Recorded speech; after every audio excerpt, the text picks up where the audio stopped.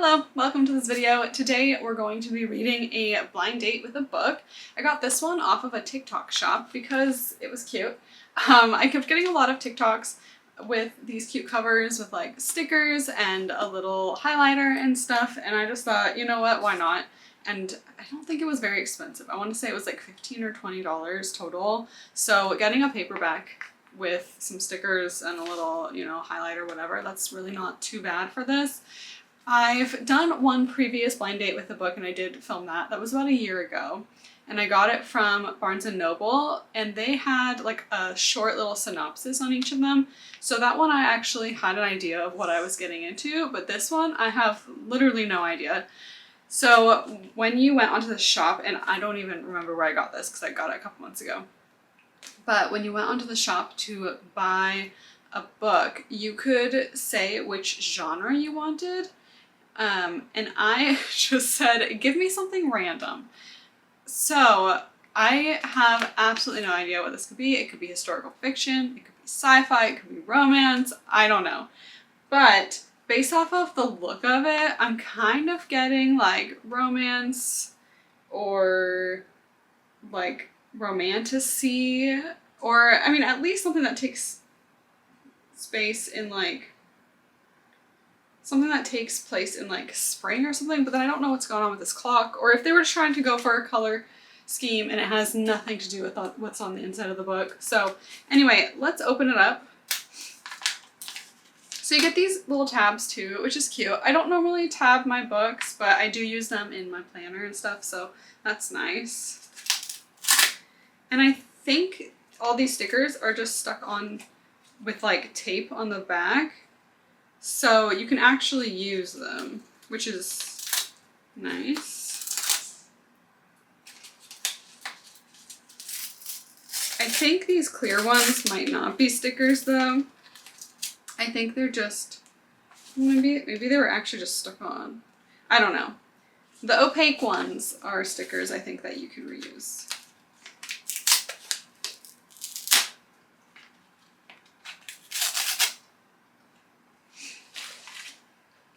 And then they give you this highliner, which I thought was a zebra, one of the like zebra mild liners, but it looks like it's actually a different brand.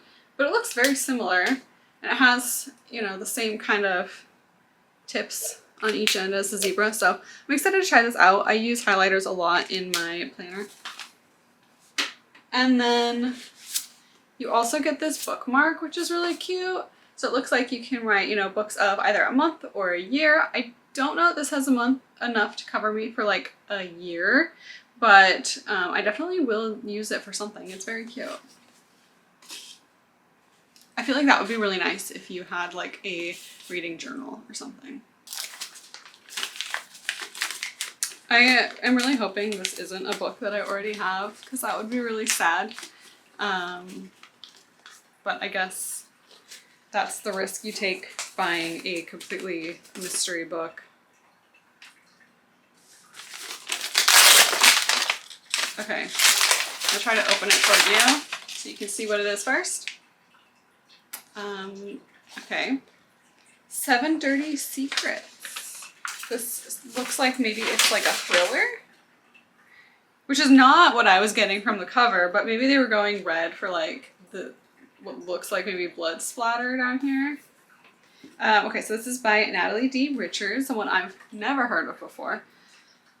But on the back it says, on her 18th birthday, Cleo receives a mysterious invitation to a scavenger hunt. She's sure her best friend Hope or her brother Connor is behind it, but no one confesses. And as Cleo and Hope embark on the hunt, the seemingly random locations and clues begin to feel familiar. In fact, every clue seems to be about Chloe's dead boyfriend, Declan, who drowned on a group rafting trip exactly 1 year ago. A bracelet she bought him, a song he loved, a photo of the rafting group taken just before Declan drowned. And then the phone calls start. Declan's voice taunting Cleo with a cryptic message, or cryptic question. You ready? As the clock on the scavenger hunt ticks down, it becomes clear that someone knows what really happened to Declan, and that person will stop at nothing to make sure Cleo and her friends pay. Can they solve the hunt before someone else winds up dead? Okay, I'm intrigued. So it sounds like maybe her boyfriend died and like maybe her friends somehow caused it. I don't know. But I'm excited to read a thriller. It's been a while and they tend to read pretty fast, which is nice because I do want to attempt to finish this today.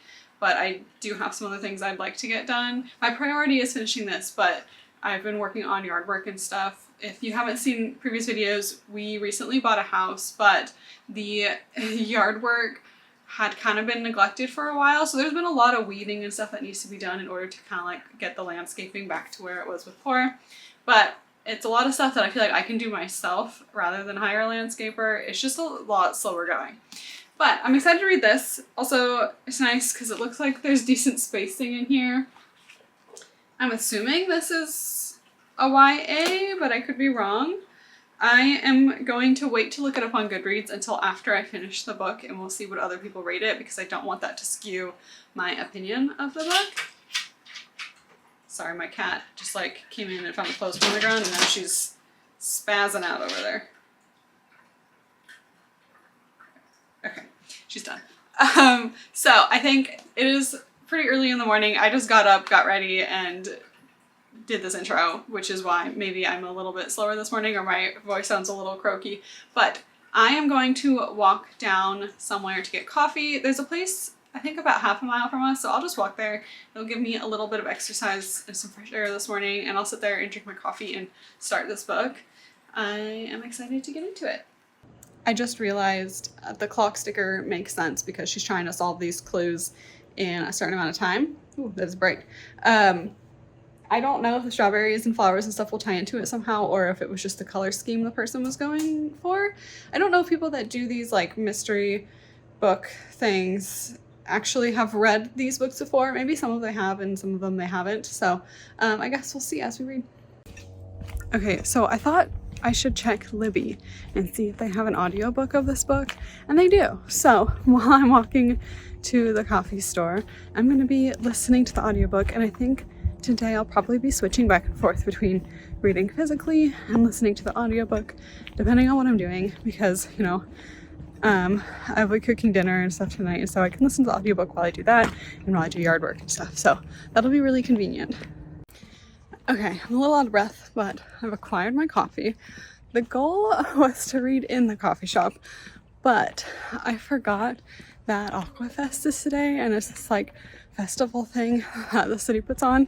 I'm kind of new to the city, so I don't know all of the events yet. So anyway, this coffee shop is pretty popular, and it's right where the 5K and the 10K end. So I think everyone who had finished the 5K or was just like waiting to see people end the race were getting coffee there too. So it was very busy and there was nowhere to sit down, but it was kind of fun to like stop by there and see what's going on. I think because Thomas is working today, I'm not really gonna hang out down there too much, but we're gonna go back tomorrow. There's some like booths and stuff set up, but I don't know.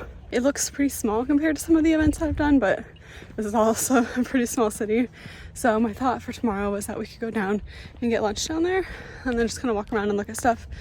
And they also have like activities and stuff that you can do, but I feel like most of the activities are geared towards children, which will be fun when we have a kid, but right now, you know, maybe not as entertaining for us. I do really want to do the 5K next year though. I'm kind of sad I didn't hear about it in time to do it this year. I didn't realize until like a week ago that there was a 5K, but that gives me a year to get back into running. Also, I thought it was kind of cute because I've not seen this before. There was an announcer announcing everybody who was coming over the finish line. And so like when people were sprinting at the end, he was like, oh, they're sprinting, who's gonna win? Or like some of the people he knew by name maybe, or he looked at the roster. I'm not actually sure, but he was calling out people's names and being like, yeah, this person crossed the finish line. So I thought that was cute, but I've never seen that before at a race. But then again, I've only done one. I'm assuming it's because this is a small city. Maybe there's just not a ton of people racing, so it's easier to accommodate. But I thought that was kind of fun. But it also makes me nervous if I do it next year for them to be commentating on what I'm doing. So, okay, I don't know if you can see it, but I keep getting bunnies in our front yard. That's probably gonna run away when I get too close. As long as they're just eating weeds and not my garden, I don't mind.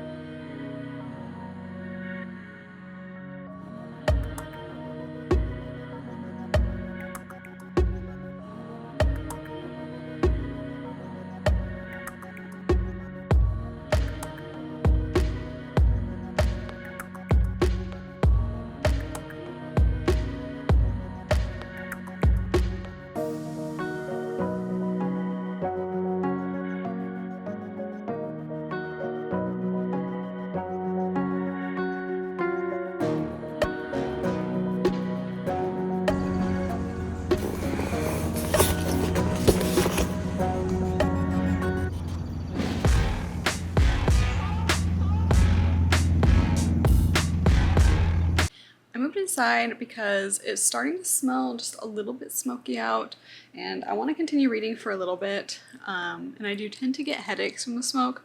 I'll still probably try to do some yard work, but I don't know how long I'll be out there. I just want to finish my coffee, but I am 62 pages in. It's interesting so far, definitely YA vibes. And so far, what's happened is it's this girl, Cleo's birthday, and anytime I hear the name Cleo, all I can think is that one like Australian mermaid show. If you know what I'm talking about, you know. So that's throwing me off a bit.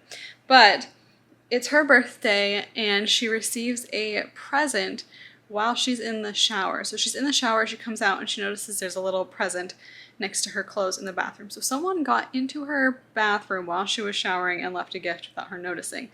This kind of sparks a scavenger hunt sort of situation, and she's trying to figure out who left this box for her. At first she thinks it's like her best friend because she is interested in criminology and doing like forensic science, and she's trying to go to school for forensic science. So it does kind of make sense that a friend would try to like set up a scavenger hunt or something like this so that she could use her detective skills to figure it out. And I guess also her best friend likes to do a lot of pranks and stuff. So she thinks it's her, but she's adamant that it's not. And so they're going around. I think so far they're on the second or third clue, and they're trying to like go to these different places, and at each place there's another clue, and they have to go somewhere else to find the next one. And we're kind of figuring out how Declan died, because we know from the back of the book that Declan, her boyfriend, was killed or died tragically, I guess. And it sounds like he was drowned in a river.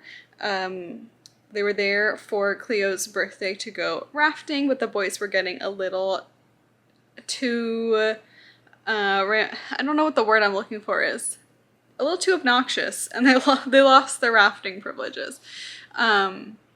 So then it sounds like her and Declan ended up in a fight, and he died, and like maybe she killed him is kind of how I'm feeling, but it almost sounds like, trigger warning, I guess, almost like a domestic violence situation where maybe she just kind of fought back.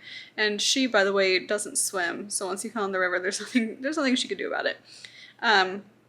But people don't know that she was there when he fell in, I guess, is what it's sounding like. So I'm intrigued what exactly happened, because it sounds like they're trying not to give us all the information right away, which is nice because it makes you want to keep reading further so you can find out.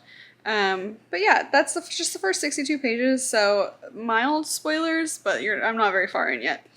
I'm intrigued, so I'm gonna try to finish my coffee while I do some reading, and then I'll probably switch to audiobook again while I do some stuff outside. And I forgot to mention, the scavenger hunt is taking them to places that Cleo has been to with Declan and their relationship, so it seems to be very much about them. And then there was one photo with all the friends in the friend group that was sent to everybody except Cleo and her best friend Hope. And it says, what does it say? Something about like, if you don't complete the scavenger hunt, I'll tell them all.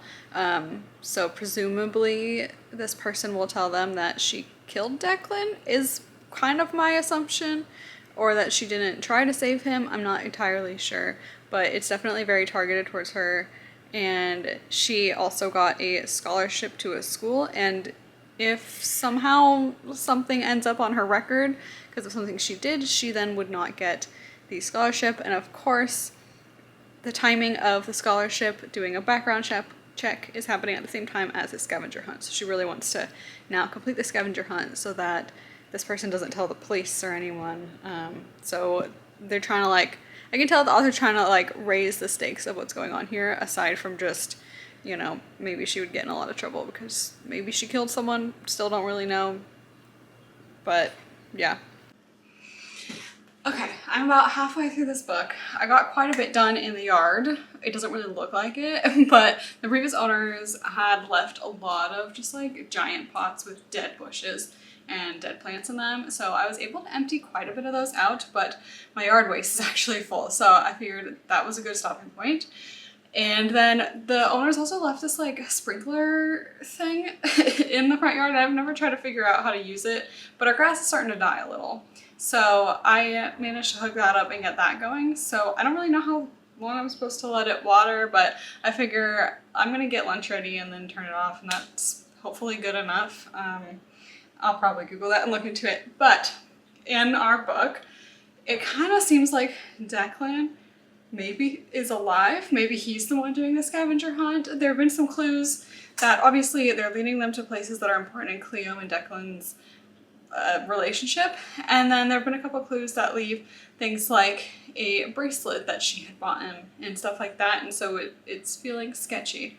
And then there's someone also who's been taking pictures of them as they're like getting out of their car, or took a picture of her sleeping from a window, which obviously is sketchy. So still interested.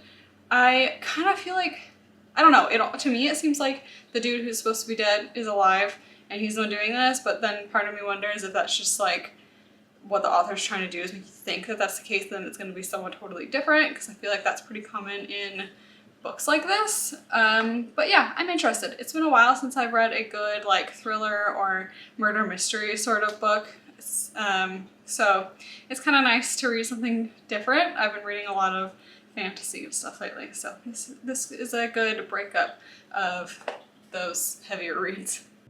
Okay, I think I have a theory at who's behind this, and it's probably wrong, but I feel like as an author, this person seems innocent and it seems like they have nothing to do with it, which would make them the perfect person to have some like ulterior motive or have some like hidden information that we don't know about. So I mean, I'm only like halfway through the book, so I will let you know if I'm correct. I don't want to say what it is in case anyone's planning on reading this. Everything I've said so far, there may have been like a few mild spoilers, but it's all stuff that you see pretty early in the book within the first like 100 pages. So but if this is correct, I don't want to say it, but I'll let you know when I get to the end if I'm right. Okay, so just in case anyone was considering reading this book, definitely a trigger warning on domestic violence. So if that's something you don't want to read and that you'd like to avoid, don't pick this book up. It's talked about quite a bit, and this girl's PTSD, they don't ever call it that, but I mean, that's what's happening. And her kind of blaming herself for some of the stuff that's happened, which I know can be kind of a common thing in relationships like that. But yeah, just a little warning, if that's something you don't want to read, don't pick up this book, because it is mentioned quite a bit. They don't say anything super, super detailed or graphic, but it's enough that if you're sensitive to that, you probably just shouldn't read it. I'm making butter chicken and naan for dinner, and this is just such a mess. So for the sauce, you add raw cashews, and I thought my food processor would do a good enough job, but it was still really gritty afterwards. And so I was trying to strain it, which obviously just made a huge mess and didn't work very well. And I was left with a lot of like, I think cashew and onion at the end, and that wasn't going to be used in the sauce. And I don't want to waste all that. So I broke out my handy dandy immersion blender, which I've not really used up until now, but we got as a wedding gift. And that thing worked wonders. My sauce is now really smooth. It looks good. It actually tastes pretty good at this point too, even though we're nowhere near done. But I'm excited for dinner tonight. I've also been listening to the audiobook.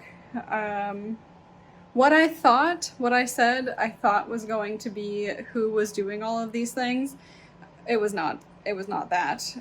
Actually, as soon as I filmed that clip, like 5 pages later, we heard something about this character, and I was like, oh yeah, it's definitely not them. I was wrong. So I've gotten to the point now where I know who it was, and we're just kind of like, you know, it's the end of a murder mystery. Everything gets really chaotic, and so I'm kind of in that like chaos before everything gets fully resolved. They know who it is, and they're like kind of on their trail and is in danger, I guess. And so I have a feeling the resolution will come pretty soon.